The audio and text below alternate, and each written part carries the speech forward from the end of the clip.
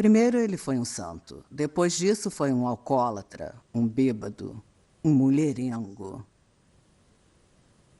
Um homem muito bonito e muito charmoso. E eu não acho que eu resistiria a ele se ele tivesse tentado alguma coisa. Mas, ele nos salvou. Em primeiro lugar, ele foi o nosso salvador.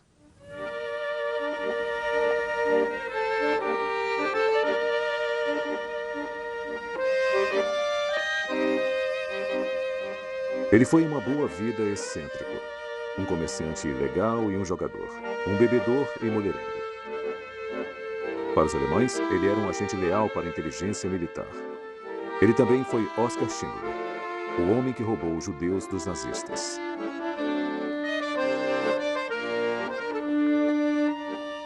Sob o comando de Adolf Hitler, ele conspirou e prosperou e se tornou um homem muito rico.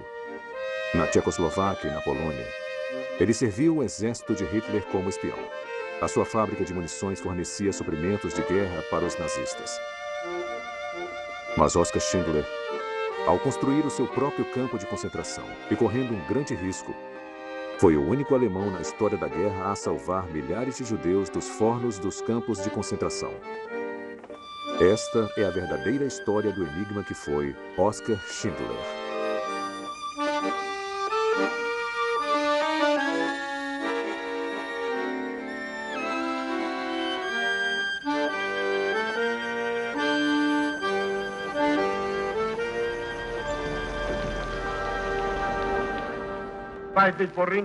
Primeiro de setembro de 1939, e Adolf Hitler diz para o entusiasmado parlamento alemão que a Alemanha invadiria a Polônia. Na noite anterior, em uma série de falsos incidentes propositais, uma estação de rádio na fronteira alemã foi aparentemente invadida por soldados poloneses. Na verdade, estes invasores eram soldados alemães vestidos em uniformes do exército polonês fornecidos por um agente da defesa alemã, Oskar Schindler.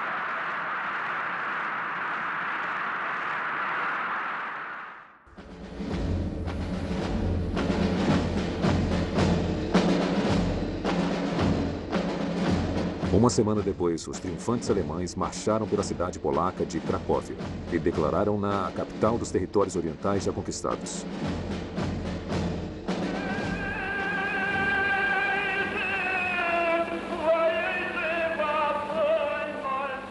Cracóvia, com uma das comunidades judaicas mais estabelecidas na Europa, rapidamente sentiu o impacto dos novos governantes.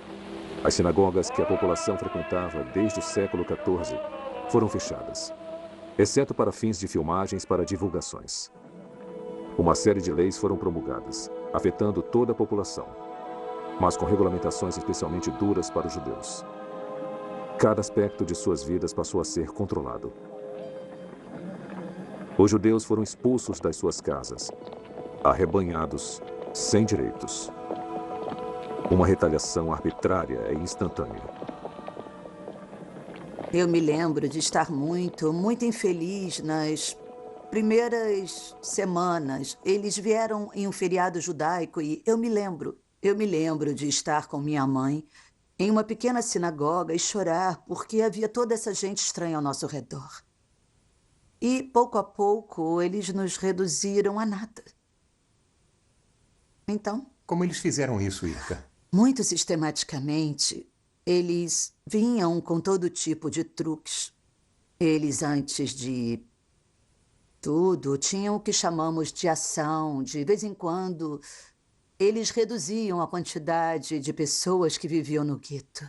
Simplesmente selecionando. Este vai ficar, este vai embora.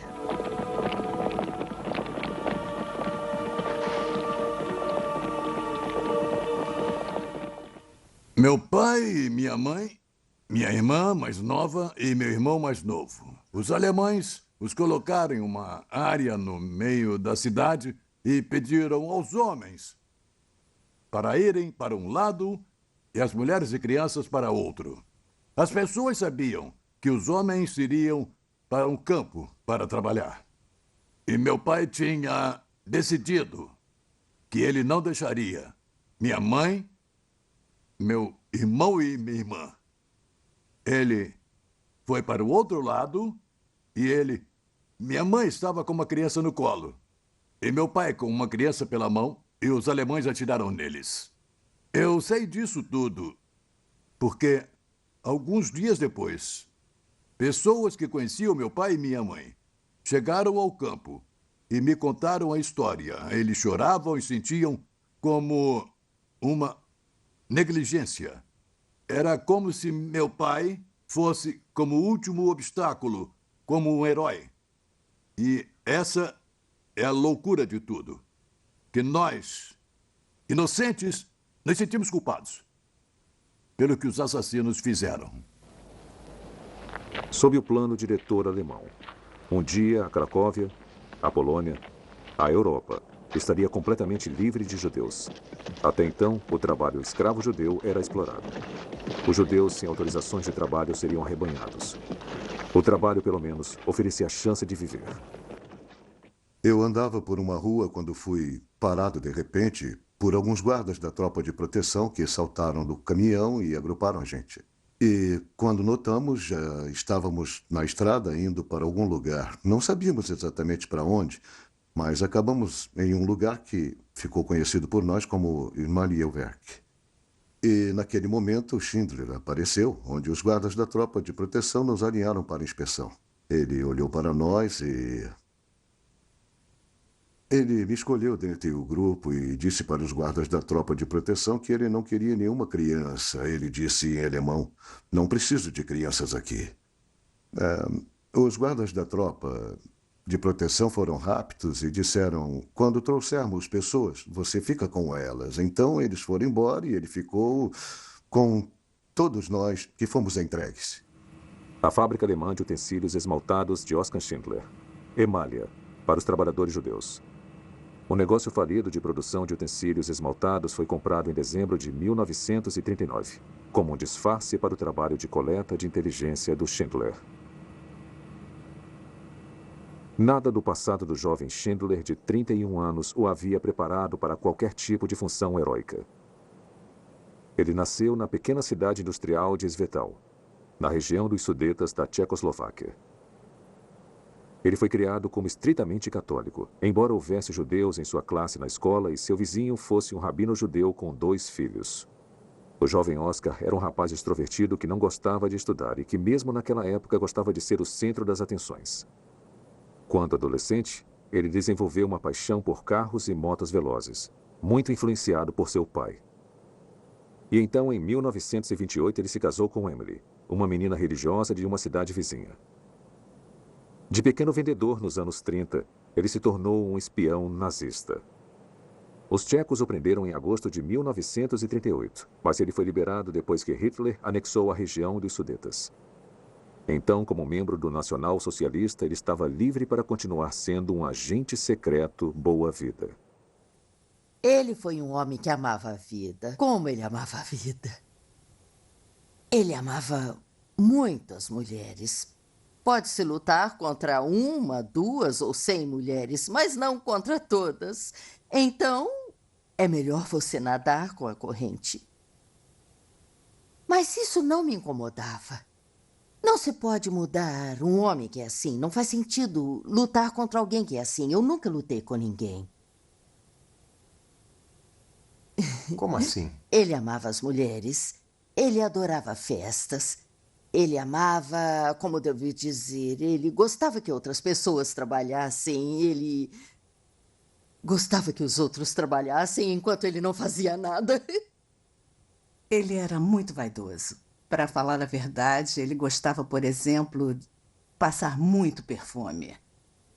Quando ele ia até o Monopólio, isso era na Cracóvia, o governo, bem, parte da agência do governo, do monopólio de licor e tabaco e tudo mais, e quando ele ia até lá, todos sabiam que o Sr. Schindler estava lá porque o cheiro do perfume dele se espalhava por toda parte. O Oskar gostava de ter a atenção de todos. Ele gostava de ser o centro das atenções. Ele era impulsivo, mas não de uma forma de um jeito ruim ou algo assim. Mas vamos lá. Então, por exemplo, nós fomos até Berlim.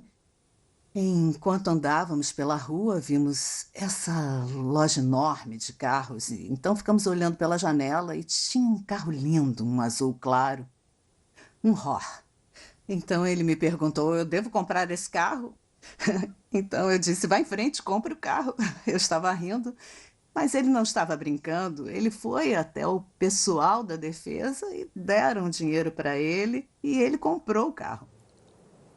Numa Polônia ocupada, o empresário alemão com um grande carro esportivo era a garantia de chamar a atenção, porque o país estava em escassez. Ao negociar até 90% da produção da sua fábrica no mercado ilegal, Schindler foi capaz de acumular uma pequena fortuna. Mas suas compras no mercado ilegal também foram consideráveis.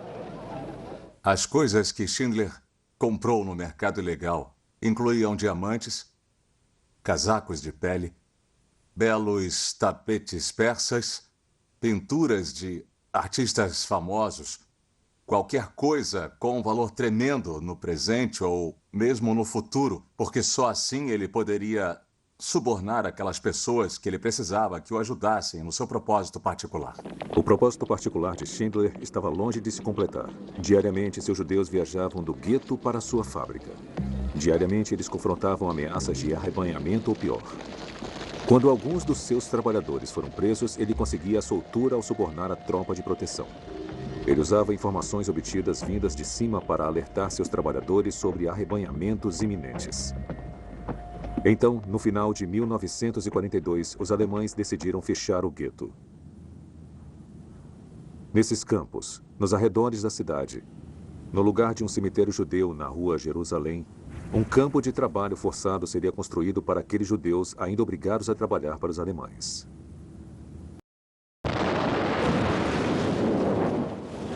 O prédio funerário judeu foi destruído. Os prisioneiros judeus foram forçados a profanar os túmulos dos seus antepassados para construir uma estrada através do campo de lápides. Este seria o campo de trabalho forçado Plazou, que abrigaria 20.000 homens, mulheres e crianças judias. O segundo-tenente, membro da tropa de proteção Amangut, recentemente vindo da liquidação dos guetos de Lublin, foi trazido até a Cracóvia para administrar o novo campo e supervisionar a destruição do que restava da vida judaica na Cracóvia. O próprio Amangut e seus homens da tropa de proteção estavam no comando. Mulheres idosas, crianças, pessoas doentes foram baleadas no local e foram trazidas em caminhões para o nosso campo em Plazov. Eu mesmo, com um grupo de outros garotos, tive que descarregar as pessoas baleadas e uma vez perguntamos a um alemão por que havia um garoto e ele estava vivo ainda e nós perguntamos se ele daria um tiro de misericórdia. Queríamos que ele fizesse essa bondade, porque não queríamos enterrá-lo vivo. E ele disse: jogue-o, é uma pena. Ele disse: é uma pena desperdiçar uma bala nesse judeu imundo. E nós tivemos que derramar gasolina sobre eles e continuar queimando-os.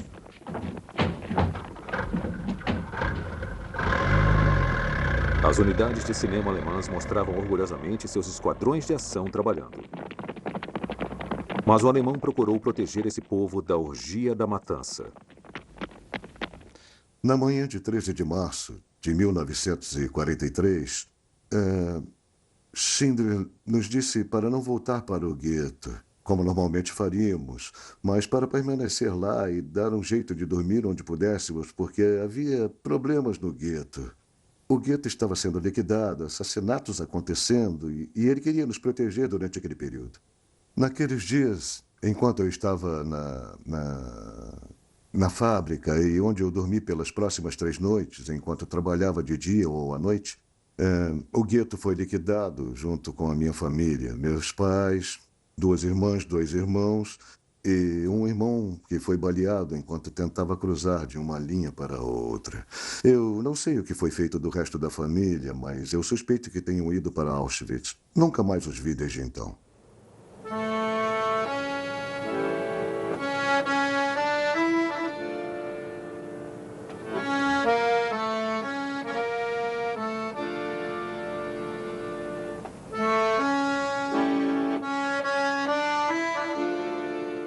Mais de 2.000 pessoas morreram no gueto durante esses dias. Os sobreviventes começaram uma vida nova atrás de arame farpado. Foi assustador. Foi muito triste. Eu acho que foi a primeira vez que percebi não haver escapatória. As pessoas estavam cometendo suicídio bem ali, naquele momento. Eu me lembro que a mãe de um médico tomou veneno no mesmo alojamento onde eu estava. Este foi o começo, então, um dia eles vieram e disseram para darmos tudo o que possuíamos em forma de dinheiro e joias ou coisas assim. E nós fomos obrigados a dar, e ali foi o fim. Da sua casa, dentro do perímetro do acampamento, o comandante Amon Gut não queria os pequenos luxos que tornavam a vida mais fácil para os servos leais do Terceiro Reich. O verão de 43 foi quente e Gut trouxe a sua amante alemã, Ruth, para viver na vila com ele.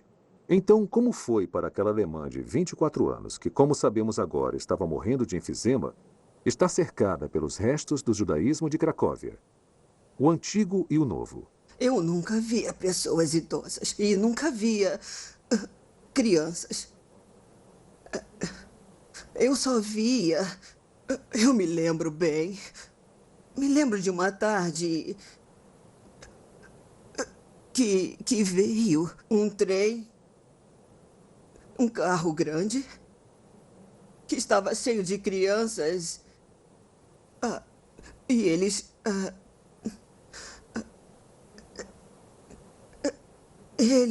foram para algum lugar. E eu tinha uma amiga lá que era a esposa do Sr. Chernat. E eu disse, olhe isso.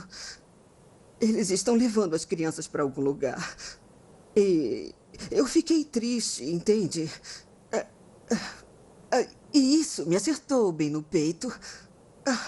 Ela tinha 2 filhos. E ela disse, são judeus.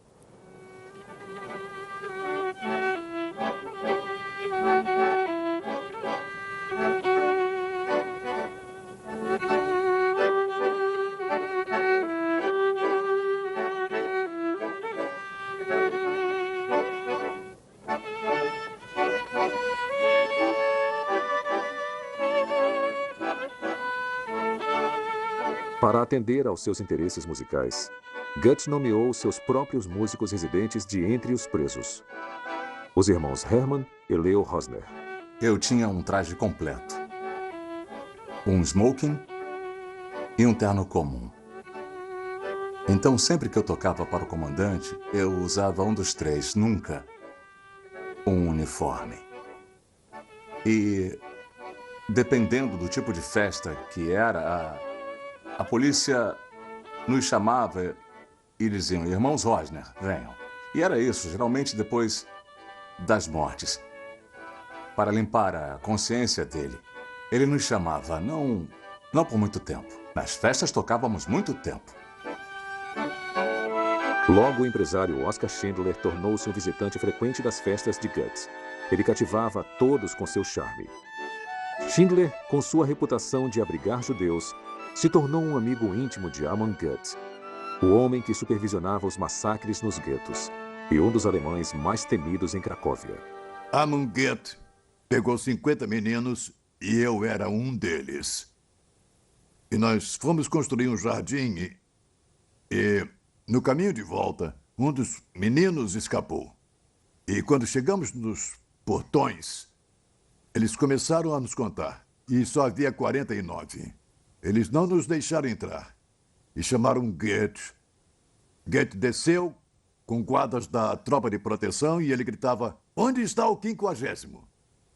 E nós fingimos não saber. Na verdade, não podíamos contar que o vimos escapar. Então ele pegou alguns dos meninos, 25 ou 24. Um foi para a direita e o outro para a esquerda e começou a atirar neles. Ele disse: "Isso é o que acontece se algum de vocês escapar." E nós tínhamos um tipo de pacto. Nós éramos responsáveis pelos nossos amigos. Como poderíamos salvar uma vida e colocar em risco 25 ou talvez mais? Não, ele não era. Ele não. Não mais que os outros, os guardas da tropa de proteção, sabe? Ele não era, não por ele. Não era por diversão, entende? Ele não era um assassino brutal. Ele pensava o mesmo que todos da tropa de proteção pensavam sobre os judeus. E o que era? Que eles estavam lá só para trabalhar. Ele não os matou por diversão, entende? E não era um campo onde as pessoas... Um campo de extermínio como Auschwitz. Mas havia muitos corpos que foram desenterrados em Plazou. De onde eles vieram? Eu não sei. Eu não sei.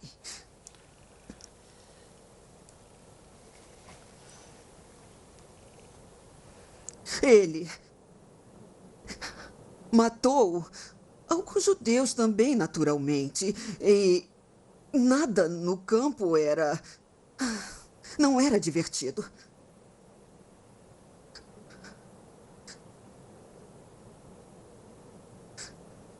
Realmente não era. E eu, por diversas vezes, fiquei na cozinha com minhas empregadas e sempre dizia para elas: se eu pudesse, eu faria, mandando todas para as suas casas. Mas eu não posso fazer nada. Uma das empregadas era a jovem prisioneira judia Helena Hirsch. Ele era um sádico, mas um homem muito bonito. Eu nunca teria acreditado que um homem tão bonito poderia ter o diabo dentro dele. Um assassino, sedento de sangue. Uma vez, logo cedo, Kate me chamou. Claro, eu fui correndo. Ele me mostrou uma mancha na camisa. Parecia um pouco de poeira de alvenaria. Não faço ideia do que causou aquilo, mas havia uma mancha insignificante. Então eu disse: eu não sei, talvez foi o Deck. O Deck, o criado que cuidava das roupas dele. Não tenha percebido. Naquele momento, ele me bateu com muita força no rosto e eu fiquei surda imediatamente. Fiquei com um zumbido horrível dos ouvidos, então eu disse: senhor comandante, tem alguém batendo na porta. Então ele me bateu uma segunda vez mais forte, que saiu sangue do meu ouvido. Claro que ele não se importava e disse: saia daqui, sua prostituta. Sua judia criminosa. Você vivia com um homem que odiava judeus? Ele não os odiava. Isso é um exagero. Deixa eu dizer de outra forma. Você mesma disse que... Você acha que Schindler gostava dos judeus? Que os amava? Não. Não.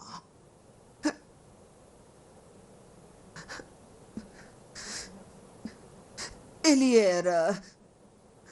O que eu disse? Ele era um oportunista, simpático, e ele precisava deles, então trabalhava com eles. Mas não os amava de verdade. Para a tropa de proteção, então, ele era um oportunista simpático. Mas suas visitas frequentes ao campo também deram a Schindler acesso fácil aos prisioneiros. Prisioneiros como Helena, no porão da cozinha. Uma vez Schindler estava descendo as escadas. Estava de bom humor, talvez estivesse bebendo. Ele pôs o braço à minha volta. O que se deve entender é que naquela época um alemão colocar o braço ao redor de uma Judia era uma desgraça. Eu fiquei apavorada. Me afastei dele, mas ele disse: Não tenha medo. Este abraço e até este beijo em sua testa não é nada do que pensa. É um beijo de amigo paternal. Eu realmente quero ajudá-la. Foi isso que ele me disse. Continuamos a descer, fomos para o pátio, onde havia pessoas do outro lado trabalhando, puxando pedregulhos. E puxar aquelas pedras era como arar a areia. Assim que terminavam, eram mandados para começar de novo. Schindler estava com o braço ao meu redor. E eu acho que Goethe não estava na vila naquele dia. E Schindler disse: Você sabe as dificuldades que os judeus passaram quando trabalharam no Egito. Aqui os judeus também estão trabalhando, mas lembre-se que foram resgatados do Egito. Eles saíram do Egito sãos e salvos. Você também será resgatada deste inferno. Foram as palavras dele. Sempre tinha palavras de encorajamento. Você tem a sensação de que Schindler era um bom nazista?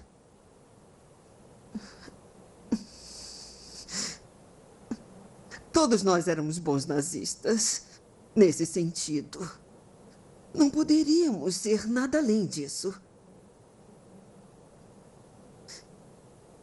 Nós tivemos que acreditar em todas aquelas coisas. O que deveríamos, o que poderíamos ter feito? Nada. Não podíamos fazer nada contra isso.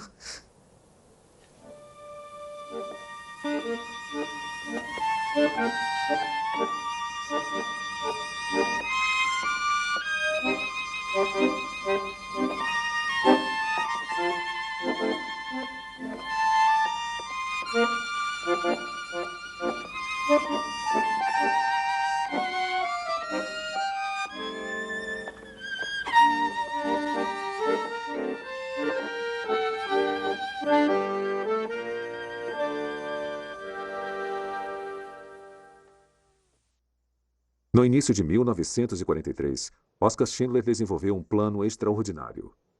Em um lugar vazio, nos fundos da sua fábrica, ele construiria o seu próprio campo de concentração para 1000 judeus. Aqui, com alojamentos de madeira, ele abrigou seus trabalhadores e trabalhadoras das fábricas vizinhas. Ao explorar sua amizade com a tropa de proteção e o comandante Amangut, os judeus seriam trazidos do terror arbitrário de Plaszow para a segurança de sua fábrica na rua Lipova. Emália. Claro que as condições em Emália eram completamente diferentes de Plaszow. E, pela primeira vez, nos sentimos seguros. De alguma forma, sabíamos que todas as coisas que nos aconteceram, como as 25 chicotadas e coisas do tipo, nunca aconteceriam lá. E não aconteceram. Elas nunca aconteceram. Sempre que os alemães vinham para Emália, de alguma forma, Schindler conseguia nos passar a mensagem e, digamos, se alguém estivesse cozinhando alguma coisa, tinha que tirar tudo do fogão. E mesmo quando Goethe vinha, as portas e as cortinas estavam fechadas e os alojamentos onde as pessoas que trabalhavam para Schindler ficavam estavam fechados quando os alemães chegavam. E ele dizia que eram alojamentos da empresa.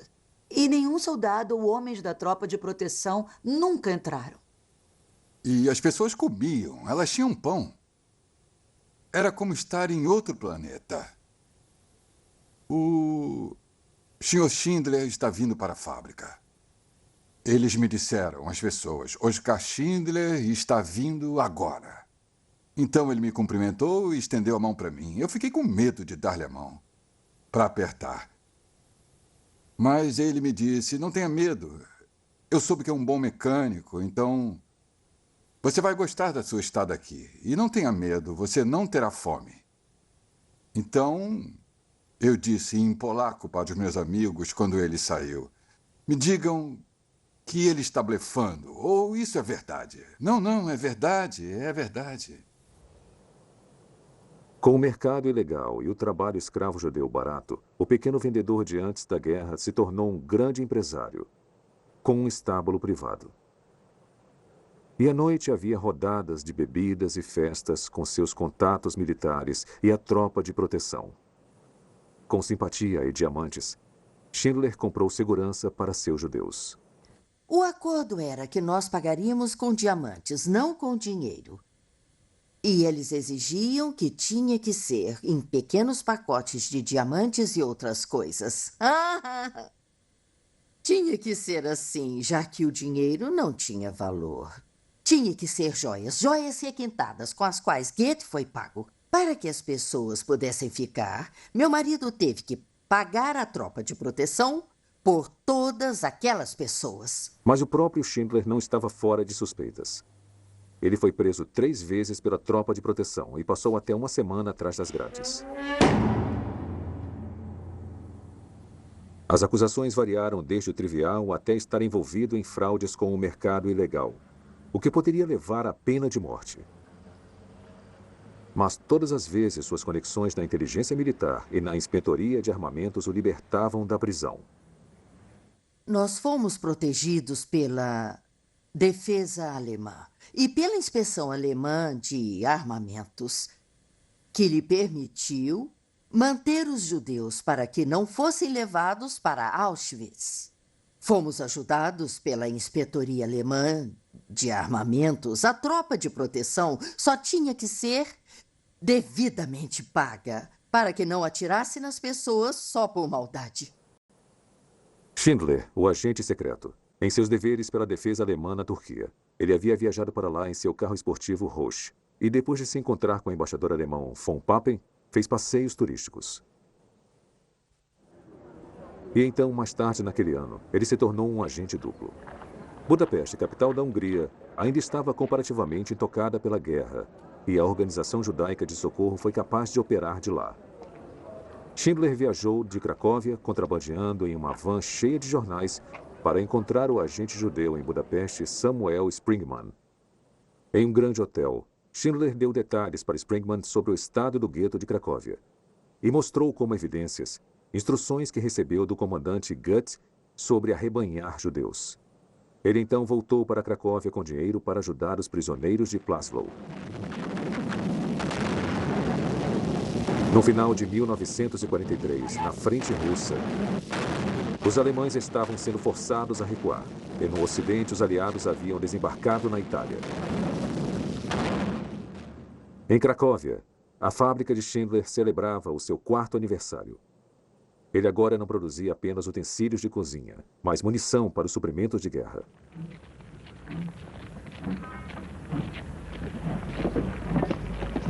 Com a guerra se aproximando em cada fronte, a máquina de extermínio alemã acelerou em uma tentativa frenética de implementar a solução final. Para toda a Europa, os judeus estavam sendo levados diretamente para as câmeras de gás e fornos de Auschwitz.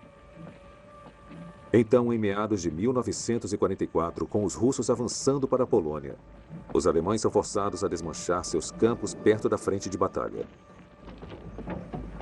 As indústrias de guerra essenciais deveriam ser movidas para um território mais seguro. Os trabalhadores judeus seriam eliminados. O refúgio de Schindler foi finalmente destruído. Em agosto de 1944, Schindler recebeu a ordem de reduzir a quantidade de prisioneiros de seu campo, que era de aproximadamente 1000 pessoas, em 2/3 e deixar 1/3 como os seus trabalhadores. Os guardas da tropa de proteção ajudaram nesse embarque e separação das 700 pessoas serem enviadas para Cracóvia-Plaszow, enquanto os guardas da tropa de proteção estavam marchando em frente às pessoas e fazendo a seleção com a ajuda de Schindler. Eu percebi estar no grupo errado, onde eu seria enviado para fora e não ficaria para trabalhar em Emália. Então, naquele exato momento, eu corri de onde estava até o Sr. Schindler e eu disse a ele: Sr. Schindler, o senhor pode não acreditar, mas não ficou nenhum carpinteiro para que ele me deixasse ficar em Emália com ele. Oskar Schindler levou a sério o que eu disse. Então ele gentilmente me pegou pelo braço e me levou até o grupo de 300 pessoas. E foi assim que eu fiquei com o grupo de 300. Mas Schindler havia perdido 700 de seus judeus. Alguns dias depois, eles foram carregados em caminhões de gado de Plaszow para os campos de morte de Mauthausen. Em um dia escaldante, os judeus foram mantidos trancados nos vagões. Mas enquanto Schindler estava visitando Goethe, ele descobriu o que acontecia. Ele então obteve permissão para alimentá-los. E em plena visão do comandante, ele ordenou que os vagões fossem lavados com água para resfriá-los.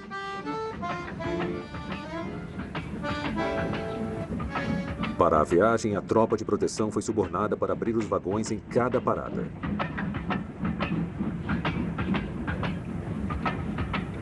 Mas seus 300 sobreviventes ainda tinham fé. Embora por volta de setembro, Emália tivesse sido fechada e os prisioneiros transferidos para Plaszow. Entretanto, seu extenso negócio de rodas deu frutos. Produção, agora classificada como essencial para os suprimentos de guerra, seria movida para a segurança de Brinlitz, perto de sua casa na Tchecoslováquia. Ele poderia levar com ele 1.000 trabalhadores especializados em metal. Naquele momento, eles fizeram uma lista de pessoas que deveriam ficar e as que deveriam ir. Então, a ideia era manter todas as mulheres e as famílias das mulheres juntas. Infelizmente, alguns não conseguiram. Homens ou mulheres, não importa. E a lista foi feita de uma forma muito engraçada. Acho que todo mundo teve algo a ver com isso. Se foi Schindler, ou o Sr. Banker, ou o policial judeu, ou mesmo o engenheiro alemão que trabalhava para Schindler. Houve um pouco de vingança pessoal nessa lista. E foi assim que as pessoas que trabalharam desde o início, que deram o seu melhor, nunca chegaram a Brinlitz e não sobreviveram. Esta é a lista de Schindler. A lista do presente da vida para 1.000 sortudos.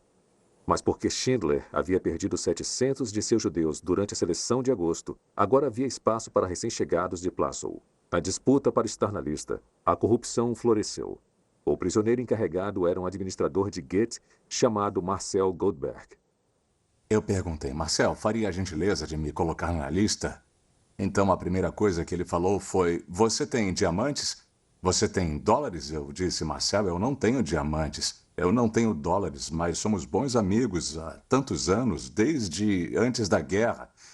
E ele respondeu, eu não quero usar palavras chulas, mas ele disse, você vai morrer aqui, você não vai a lugar nenhum sem diamantes. Sem diamantes, ele disse. O que ele estava fazendo não era para outra pessoa, era para ele mesmo. Era o seu próprio negócio. Nessa lista, eu vi meu nome, Petit Moges, minha data de nascimento, e como prova estava escrito trabalhador especializado em metal. Eu dou minha palavra que nunca coloquei isso lá. Nunca trabalhei com metal.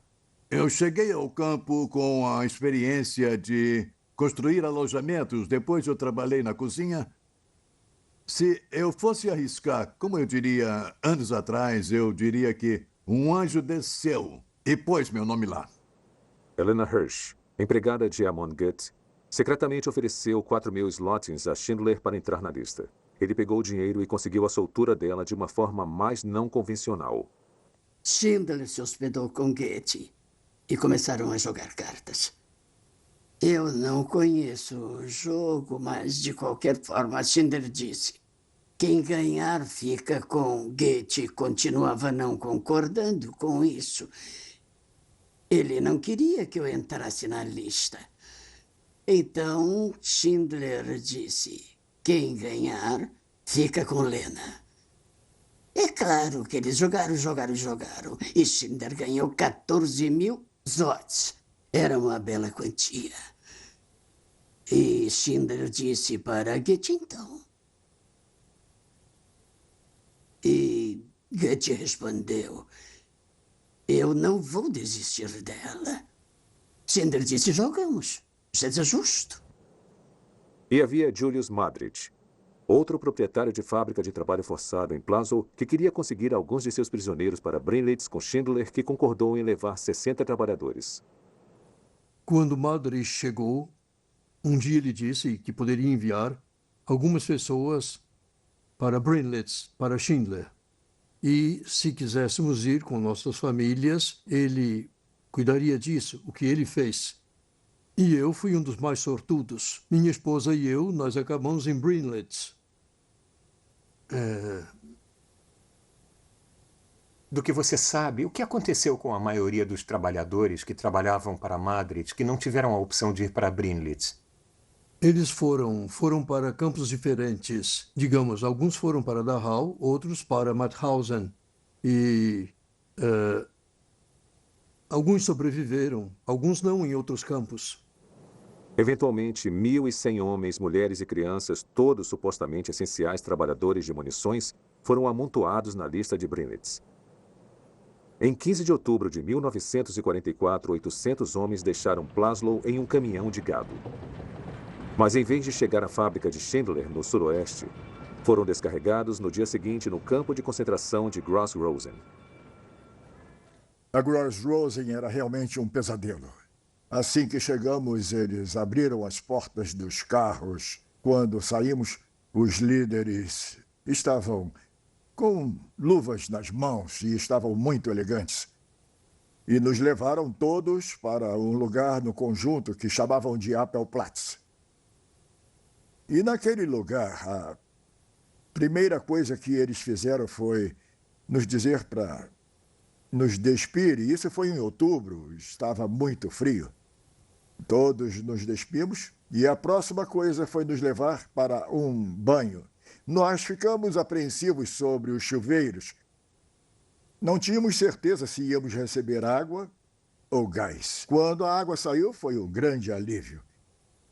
Eles mantiveram a todos, algumas centenas de pessoas, em um lugar que acomodaria só 30 ou 40 pessoas. Então, o que fizemos foi dormir no chão, com as pernas bem abertas, um bem encaixado no outro. Só assim puderam nos fazer caber no alojamento. E assim passamos a primeira noite. E assim passamos a segunda noite. E no terceiro dia, eu acho, o anjo chegou. Oskar Schindler veio. E assim que nós vimos Schindler, foi como se os portões do céu se abrissem para nós. Naquele momento, todos se sentiram seguros. Se Schindler estava aqui, nada aconteceria conosco. E é claro que, dias depois, fomos levados para Brinlitz. As contas diferem quanto às circunstâncias exatas da liberação dos homens, estando Schindler lá ou não. Mas 2 dias depois, os homens chegaram em segurança em Brinlitz, e as suas 300 esposas também deixaram Plaszow para o novo campo. 12 horas depois, elas haviam viajado apenas 40 milhas para os portões de Auschwitz. Eu me lembro de chegar em Auschwitz à noite, e eles abriram a porta do vagão e disseram todos para fora. Então todo mundo saiu. E nós andamos em silêncio. E então eu notei as chaminés com fogo saindo delas e eu não disse nada, eu só me movia em direção à minha cunhada, irmã do meu marido, e mostrei-lhe as chaminés. E eles nos traziam cada vez mais para perto da área onde as chaminés estavam, para alguns alojamentos. Eu não sabia exatamente o que eram, e eles nos disseram para nos despir completamente, colocar os nossos pertences de um lado e para entrar no espaço para um banho. E ficamos lá, e não houve nenhum banho. E por que demorou tanto assim, as pessoas que trabalhavam lá, as judias de lá, tinham certeza de que na manhã seguinte eles iriam acabar com a gente. Eles nos colocariam nas câmeras de gás e nos queimariam.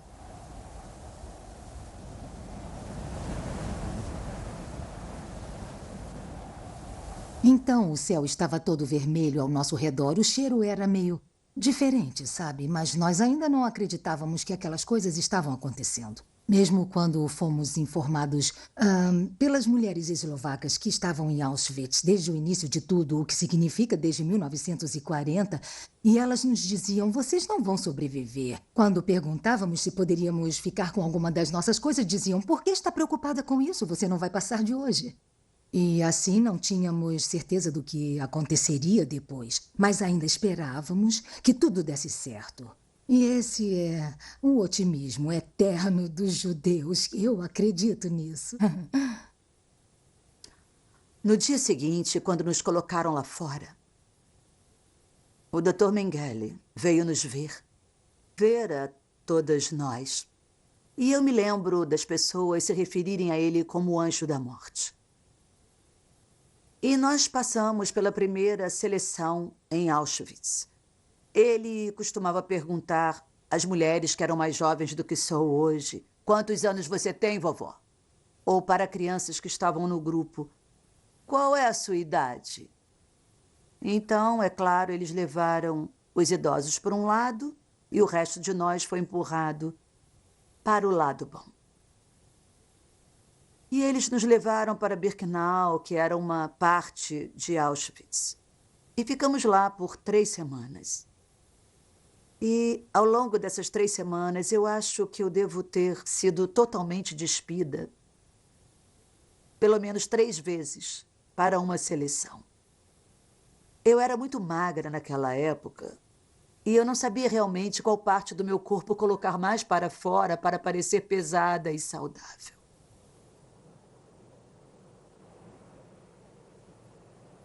Desde o início, percebemos que em Auschwitz todas as coisas eram destinadas à morte, não à vida. Não havia sabão, não havia vidro nas janelas. A água, claro, estava gelada, era novembro em Auschwitz. E a lama chegava até a metade das nossas panturrilhas. Nós não tínhamos meias, nenhuma roupa íntima de qualquer tipo, sem qualquer condições sanitárias. Nenhum papel higiênico, não. Nenhuma coisa que uma mulher, digamos, precise para a sua condição sanitária. E nós começamos a ficar muito famintas porque não havia comida. Então, nós não podíamos sequer comer o que tínhamos, porque todas desenvolvemos desinteria. Algumas pessoas realmente não aguentaram. Elas não eram emocionalmente fortes o suficiente para aguentar aquilo. Algumas queriam ir direto para a cerca elétrica e cometer suicídio, mesmo no nosso grupo. Eu não sei, talvez por eu ser mais jovem, eu era mais forte. Eu me lembro que um dia alguém veio perguntar: quem sabe tricotar? E eu disse: eu sei. E eles me deram um conjunto de agulhas improvisadas, é claro. Elas cortavam meus dedos. Eu estava tricotando. Eles me deram um tipo de fio. Eu estava tricotando luvas para alguém. E sempre que havia uma contagem que eles faziam no meio da noite, 2 horas da manhã, todos para fora, e eles nos contavam. E eu não tinha que ir, porque eu estava fazendo as luvas. Então, houve momentos em que eu jamais anteciparia que iria me salvar ou me ajudar. Nós vimos outras mulheres que estavam ainda piores do que nós, porque estavam há mais tempo. Em Auschwitz, eu nunca vou me esquecer dessa experiência constantemente na minha mente. Quando uma vez, eu não sei porquê, mas provavelmente eu fui enviada com 1 ou 2 garotas para trazer o tal do cereal. Sabe, o que faz o creme, ou sei lá, aquele mingau ou algo assim, que era, na verdade, água quente. E enquanto andávamos com aquilo da cozinha para o nosso alojamento, apareceram essas sombras de mulheres, porque eram quase 4 horas da manhã. E elas estavam com as cabeças raspadas, vestidas com as roupas rasgadas de Auschwitz. E elas colocaram essas tigelas que elas tinham, que provavelmente também usavam para outras coisas, dentro do nosso cereal e nos agarraram no caminho enquanto carregávamos o cereal. Estavam com tanta fome que não tinham controle sobre suas ações ou suas emoções ou nada, e nós pensamos: meu Deus, nós vamos ficar assim também. Então, essa foi uma das piores experiências, um sentimento de total desesperança, porque nós não esperávamos que Schindler nos tiraria dali. Mas como poderíamos ter certeza? Em Auschwitz, as 300 mulheres esperaram. e esperavam. Mas em Cracóvia, Schindler tinha sido levado sob custódia novamente. Uma equipe de investigação da Tropa de Proteção prendeu o comandante Amon Get por suspeita de crimes no mercado ilegal. E ele, por sua vez, envolveu seu amigo Oscar. Em seguida, levou vários dias para os contatos de Schindler na defesa alemã e na inspetoria de munições para libertá-lo. Livre novamente, Schindler virou sua atenção para as mulheres. Ele combinou com uma amiga tcheca que ela deveria viajar para Auschwitz. Lá, ela encontraria um dos oficiais sênior com quem ela já havia passado a noite. Logo, as mulheres judaicas de Schindler estavam prontas para serem enviadas. Mas Auschwitz tinha novos detentos. Houve um desastre em Brinlitz, quando, na ausência de Schindler, todos os meninos tinham sido arrebanhados, junto com seus pais, e enviados pela guarda para o mesmo campo da morte onde suas mães agora esperavam. Meu filho me disse: papai, sabe, eu sinto muito que tenha que morrer, porque eu sou uma criança. Então, ali em Auschwitz, meu filho notou algum movimento por baixo dos trens. Dava para ver pernas femininas. Então, ele teve a sensação e começou a assoviar. O nosso sinal. Então, a minha irmã ouviu o sinal. Ela olhou pela rachadura na parede do vagão. Um vagão de cavalos. E ela viu meu filho e o filho dela. E, de repente, ela começou a gritar: Mance, veja, Mance, veja nossos filhos, Ariel Rizars e o Oleg. Havia também um outro menino, Ginter, Eugene Ginter. O nome era Janek Ginter. E eu procurei e vi o meu filho. Então eu queria falar com ele, eu queria gritar para ele, ou assobiar para ele, ou qualquer coisa que o fizesse saber que eu estava ali. Ela começou a bater na porta. Então o alemão disse: o que perdeu? O que houve? E ela disse: ouça, estou vendo o meu filho. Talvez seja a última vez na minha vida. Por favor, me deixe sair. E ele disse: tudo bem, vá por baixo do trem e faça parecer que está fazendo alguma coisa. E eu passei por debaixo do trem. E então eu chamei por ele: Oleg, Oleg, Oleg. E eu assobiei e ele me viu. E eu o vi.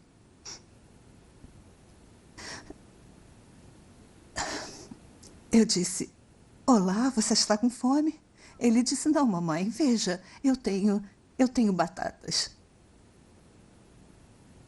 Foi uma incrível coincidência estar no mesmo lugar e no mesmo momento. E eu me lembro de estar com meu primo e de estar com meu tio. E nós temos tatuagens de números que são seguidos. Eu me lembro até de um momento com um menino da minha idade que ele gritava tanto enquanto o tatuavam que eles tiveram que riscar a tatuagem dele porque o homem que estava fazendo cometeu um erro.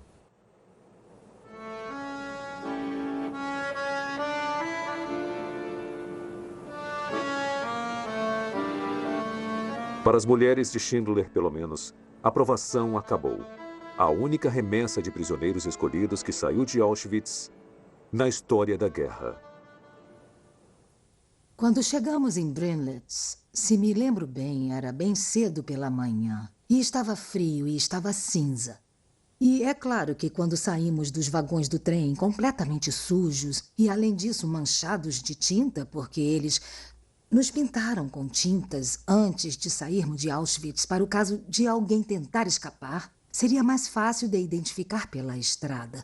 Então chegamos e nós saímos do trem e ficamos em formação, como de costume. Ficamos lá, eu sempre estava com as mesmas 5 mulheres juntas e uma das minhas amigas disse: olhe para as chaminés, nós viemos para isso. Vão nos deixar no gás. O nome dela era Margot. Eu disse: eles poderiam ter feito isso em Auschwitz. Estamos indo até o Schindler agora. Tenho certeza de que não é isso. Então nos fizeram andar até a lateral do campo e os portões estavam abertos. E nós entramos e Schindler estava parado lá, com seu pequeno chapéu tirolês com a pena. E ele estava cercado pela tropa de proteção, guardas, homens e mulheres. E ele sorriu para nós e nos cumprimentou dizendo: "Finalmente vocês estão comigo. Não se preocupem." Ainda que a fábrica não estivesse pronta, quero dizer, nossos aposentos para dormir, dormimos em palha, no chão. Não importava, porque nós estávamos com ele e nós sabíamos que, a partir daquele momento, se algum imprevisto acontecesse conosco, nós estaríamos seguras, porque se ele pudesse, se tivesse a chance, ele iria cuidar de nós. Schindler fez exatamente isso, com comida do mercado ilegal e convencendo os militares alemães de que sua pequena operação ainda era essencial para os suprimentos de guerra. Os filmes de divulgação podem ter mostrado fábricas eficientes como Krups ou Farben, mesmo enquanto os alemães estavam perdendo a guerra.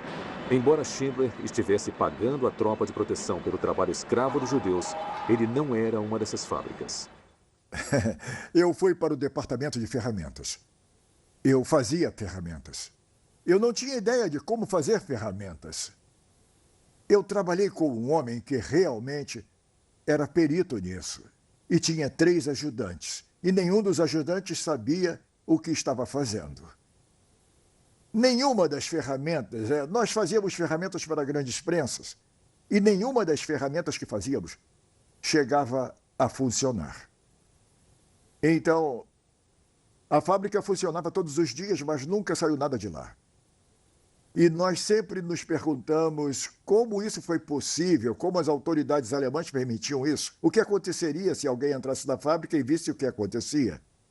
Então eu descobri, muito depois do fim da guerra, que Schindler estava comprando alguns produtos no mercado ilegal e entregando para as autoridades alemãs como se fossem produtos da fábrica.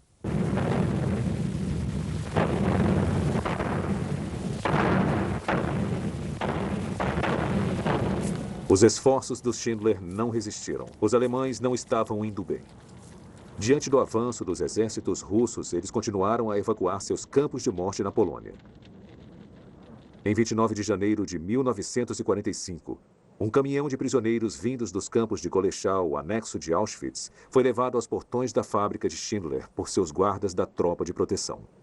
Os 2 soldados disseram: "Estamos com um transporte de prisioneiros que são do campo Golechau. Viajamos por 14 dias, mas a fábrica para a qual eles foram destinados não vai recebê-los. E não podemos prosseguir. Estamos congelando. Então, se vocês não ficarem com eles, nós vamos abrir o vagão e atirar em todos eles e deixá-los aqui." Então eu estava com o engenheiro Schönebaum. Chamamos meu marido em Cracóvia. Falamos com ele e em seguida dissemos: "Vamos ficar com o caminhão." Nós trabalhamos por horas, com picaretas, pás, derramamos água quente porque partes do caminhão estavam congeladas. Quando finalmente conseguimos abrir e corremos para ajudar quem estivesse machucado, nós... Me desculpe pela expressão, mas eu não consigo dizer isso de outra forma além dessa. Mas quando os levantamos, a pele das suas nádegas estavam congeladas e foi arrancada. Eles gritavam muito e gritavam de dor. Então trabalhamos devagar e tivemos que ver. Se a água estivesse muito quente, eles se queimavam. Se não, não ajudava. Pela primeira vez na vida, eu vi pessoas sem saber se eram homens ou mulheres. Não conseguia distinguir se eram homens ou mulheres. Eles eram apenas pele e osso. Seus olhos irradiavam e eram tão grandes. Eles pareciam múmias. Essas foram as pessoas que vieram de Golechau. Doentes, sem comida, famintos, eles morreram. Eles congelaram até morrer. Foi assim que chegaram a Brinwitz. Os sobreviventes do caminhão de Goleschão pareciam com os prisioneiros filmados em Belsen. Nenhum deles chegava a pesar mais de 35 quilos. Para os mortos, Schindler comprou um lote no cemitério local e eles foram enterrados com ritos judaicos. Os que viveram foram alimentados e cuidados para voltar a uma espécie de normalidade. Pouco antes do fim da guerra, eu lembro do aniversário de Schindler e eu lembro de alguém ter feito até um bolo e nós fizemos o aniversário dele na própria fábrica. E nós cantamos parabéns para ele e ele fez um pequeno discurso. Ele era muito bom nisso, eu devo dizer. Ele apontou o quão seguro estávamos naquele lugar, onde não havia guerra e que estávamos realmente protegidos. Ele nos fez ficar em silêncio, em memória dos nossos mortos. Quando se olha para isso, pode-se pensar que foi tudo um truque muito inteligente da parte dele, da parte de Schindler, e que tudo não passou de divulgação pessoal para salvar sua pele no futuro. Eu não sei o que se passava na cabeça dele e eu não diria se soubesse. Os fatos são esses. Foi isso que aconteceu. Qual foi a motivação dele? Eu não sei.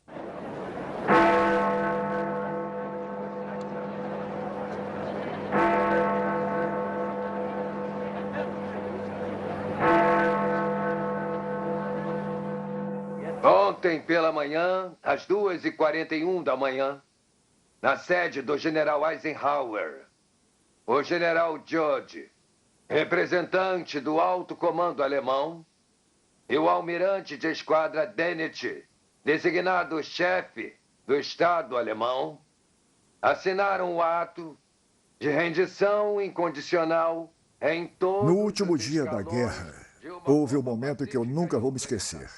Schindler instalou caixas de som na fábrica e anunciou que iríamos ouvir o discurso de vitória de Churchill, mas não havia muitas pessoas que entendiam inglês. No entanto, a atmosfera estava quase elétrica. E todos prestaram atenção e ouviram o discurso que não conseguiam entender o que diziam, mas quase podiam sentir o seu significado do que era dito.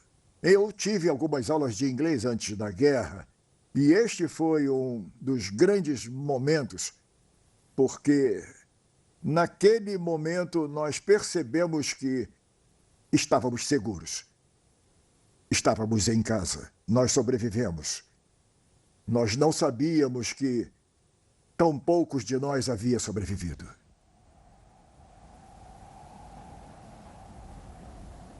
Os mortos e os mortos-vivos. Sobreviventes de mais de uma década de terror. Gradualmente, a enormidade plena do que os alemães haviam feito em nome do socialismo nacional emergiu, à medida que os campos entregaram seus segredos sujos. Mas enquanto aqueles que tinham apenas obedecido ordens estavam sendo levados sob custódia, os prisioneiros judeus de Brilitz estavam planejando como contrabandear seu captor, Schindler, para a segurança dos americanos e longe dos russos, que eles acreditavam que iriam executá-lo. Dr. Hilstein, um dos maiores no campo, veio até mim e me pediu para fazer um trabalho muito importante. Eu perguntei o quê? Você foi escolhido, Rizard, para salvar a vida de Oskar Schindler, para tirá-lo do campo e levá-lo até os americanos. Você pode fazer isso? Então eu disse, sim, é claro, eu farei. Nós devemos isso a Oskar Schindler. 1 minuto depois da meia-noite, em 9 de maio de 1945, um comboio muito estranho se juntou aos exércitos alemães que fugiam. Schindler, com sua esposa e amante no Hirsch, seguido por um caminhão e 2 trailers com guarda-costas de jovens judeus para proteger e atestar em nome de seu antigo captor. Eles estavam em uma jornada difícil. Eu estava indo a cerca de 80, 100 km por hora. Mas depois nós caímos em uma coluna muito, muito grande das tropas de proteção e força de defesa. Então estávamos com um grande problema. E nós entramos na Bemerwald, que é a floresta boêmia. Em uma estrada muito, muito montanhosa, e eu usei muito os freios. E depois de 50 ou 60 quilômetros, eu perdi os freios do carro. Então, imagine aquele veículo de 30 toneladas sem freios. Então, eu pedi a ajuda de 2 amigos e dei a eles um pedaço de madeira para usarem caso a engrenagem do carro não pegasse sozinha. Então, eles pularam e colocaram esses pedaços de madeira nas rodas, porque estávamos em perigo e poderíamos sofrer um acidente com um carro militar alemão. Provavelmente eles me meteriam uma bala na cabeça.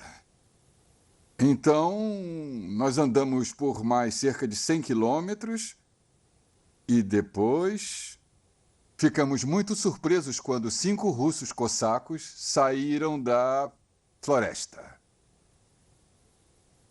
E eu jamais vou esquecer. Milhares de alemães com armamento pesado. Eles correram muito como crianças, gritando, Ivan, kommt! Eles fugiram. E a segunda coisa que aconteceu, a primeira foi um oficial dizer em puro alemão, camaradas, e com a mão, camaradas, não dirijam com medo. E ele dizia para não termos medo, para prosseguirmos. Nesse momento, eu dei o meu casaco para Oskar Schindler e disse, escute bem, você não é mais o diretor para mim, você é Oskar. E eu dei o meu chapéu para ele, porque eu estava careca, mas ele tinha cabelo. Você é do campo de concentração, não se esqueça disso. A terceira coisa foi que um dos cossacos chegou perto de nós e, com sua faca, cortou o relógio de Schindler. Era um relógio de ouro. E o pegou no ar e fugiu. O industrialista alemão transformou-se em prisioneiro judeu do campo de concentração. Foi o suficiente para levar ele e seu grupo de judeus para a segurança da fronteira suíça, onde esta fotografia foi tirada. Auschwitz tinha sido libertada mais cedo, em 1945. Entre os sobreviventes, quando os russos chegaram com sua equipe de filmagem, estavam os meninos que haviam sido despejados em novembro, vindos da Brinnlitz de Schindler, incluindo Risarts Horowitz. Eu tinha uns 5 anos quando fui libertado de Auschwitz pelo Exército Vermelho. E eu me lembro muito bem de um grupo bem pequeno, um grupo de soldados que arrebanhava todas as crianças que haviam sobrado. E eu era provavelmente uma das mais novas de todas a ser usada como material de referência singular. E então, mais tarde, passamos por um caminho estreito entre os arames farpados. E havia um grupo de crianças e pessoas idosas que também estavam lá na época. E depois, sem saber onde minha família estava, eu não tinha ninguém por perto. Minha mãe e minha irmã estavam em outro campo e meu pai estava trabalhando também em Mauthausen. Então, fui levado para um orfanato em Cracóvia. Risard reencontrou sua mãe quando ela retornou a Cracóvia, depois de Brinnlitz, ao final da guerra. Ela só descobriu que ele ainda estava vivo quando viu este noticiário. Em agosto de 1946, o obstinado Amon Get foi julgado em Cracóvia. Em 13 de setembro, ele foi enforcado por seus crimes de guerra. Quanto a Schindler, depois da guerra, ele não fez muito. Na Alemanha, ele tinha importantes projetos, mas não encontrou o trabalho. Então, em 1949, ele recebeu dinheiro de uma caridade judaico-americana e decidiu emigrar para a Argentina com sua esposa, sua atual amante e alguns dos judeus que salvou. Mas na Argentina, a sua fortuna não se saiu melhor. Ele não era mais o homem que costumava ser. Ele perdeu toda a força de vontade. Ele se descuidou, perdeu a vontade de lutar. Ele ficou à deriva, ele não começava mais nada. E essa era a questão principal. Ele vivia esperando que algo iria aparecer. Como muitos argentinos fazem, por que eu vou me importar com amanhã se hoje eu estou aqui? Em 1958, Schindler abandonou sua esposa e voltou para a Alemanha. Ele fundou uma fábrica de cimento que acabou falindo. Em 1962, a fortuna dele acabou. Ele foi para Israel pela primeira vez. Lá, ele teve uma grande recepção dos seus judeus. Cada um de nós pensava que havia sido o único a ser ajudado por Schindler.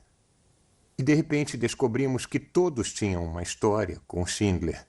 Um tinha uma história de que os óculos haviam quebrado e estava desesperado por não poder ver nada. E foi Schindler que providenciou um par de óculos novos.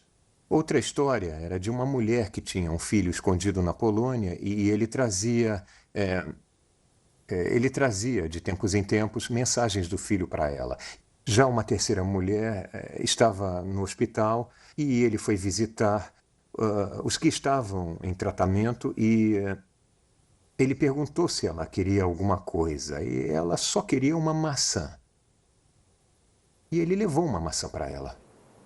A vida em Israel consistia em uma longa celebração após a outra para Oscar, depois dos anos de sofrimento. Suas visitas se tornaram um evento anual.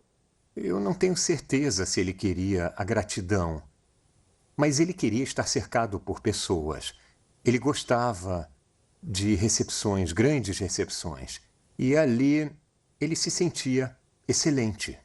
Ele queria todo mundo por perto.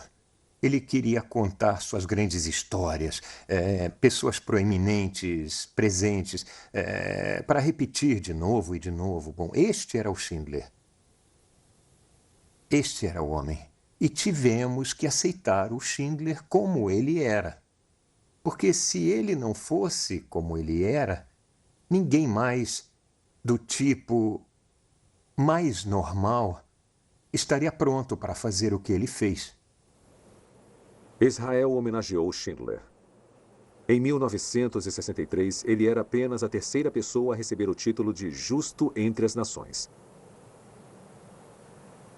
Sua árvore está na Avenida dos Justos. Mas nem todos os sobreviventes têm certeza dos seus motivos. Depois de tudo, para mim, Schindler ainda era um alemão, um nazista. Eu nunca vou acreditar que ele amava os judeus. Para mim, ele representa o sistema alemão nazista e era um homem que fez dinheiro. Por 11 meses do ano, Schindler vivia na pobreza, em um apartamento de um quarto em Frankfurt, próximo à estação de trem. Um contrato de filme veio. E foi. O dinheiro foi gasto. O filme não foi feito. Ele vivia de uma pensão pequena e de doações dos sobreviventes. Ele bebia muito. Então, no outono de 1964, ele foi filmado pela televisão alemã fora de seu apartamento e perguntaram por que ele tinha intervido em nome dos judeus na Cracóvia. A perseguição dos judeus pelo governo geral da Polônia significava que podíamos ver o horror emergindo gradualmente de muitas maneiras. Em 1939, eles foram forçados a usar estrelas judaicas e as pessoas foram arrebanhadas e silenciadas em guetos. Então, nos anos de 41 e 42, havia uma abundância de evidências públicas do sadismo puro, com pessoas se comportando como porcos. Senti que os judeus estavam sendo destruídos. Tive que ajudá-los. Não havia outra escolha. Schindler morreu em 9 de outubro de 1974. Seu coração e seu fígado finalmente cederam.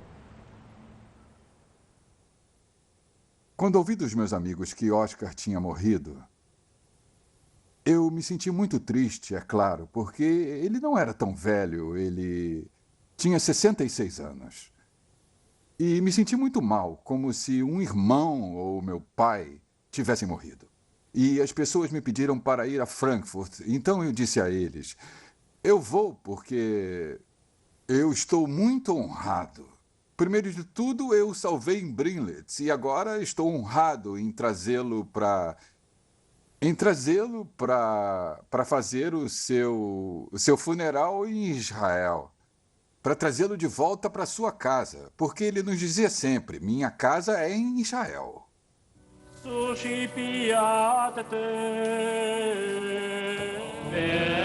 3 semanas depois, na Igreja Católica no Monte Sião, em Jerusalém, eles se reuniram para enterrar Oscar Schindler. Judeus que nunca haviam entrado em um lugar cristão de adoração vieram para honrá-lo. Mas embora ninguém pudesse realmente dizer quem foi Oscar Schindler, sua contribuição duradoura para a humanidade estava vividamente gravada naqueles rostos europeus, naqueles bancos, naquele dia. Schindler deu a esse povo um presente sem preço.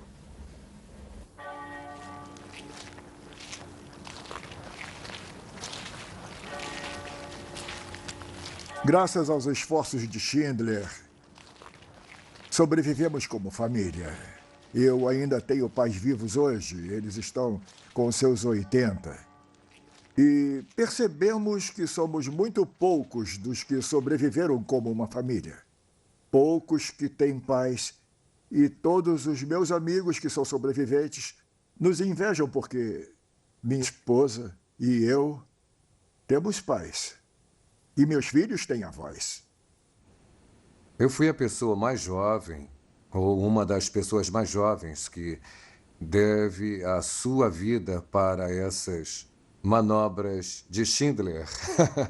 E olha, olhando realmente para tudo isso em perspectiva e me lembrando disso tudo como um adulto, não há dúvida de que eu me sinto agradecido, muito agradecido a esse homem. Quem quer que ele fosse, e, no entanto, ele fez isso. Quero dizer, quem se importa, o que realmente conta é a vida. Quando Schindler estava se preparando para deixar o campo no último dia da guerra em 1945, os judeus de Brinlitz queriam dar um presente a ele. Um prisioneiro ofereceu seus dentes de ouro e outro o transformou em um anel, em que foi inscrito a antiga frase judaica: aquele que salva uma única alma, salva o mundo inteiro.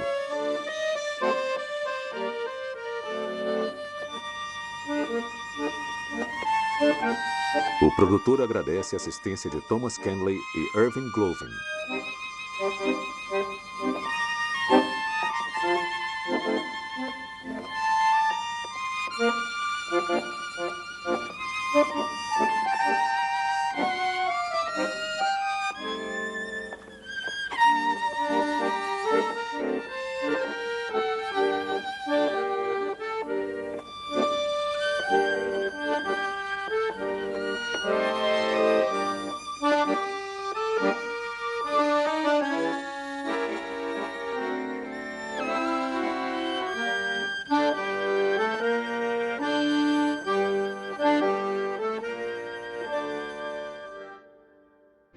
Fortaleza de Malta. Quando a Segunda Guerra Mundial começou, Malta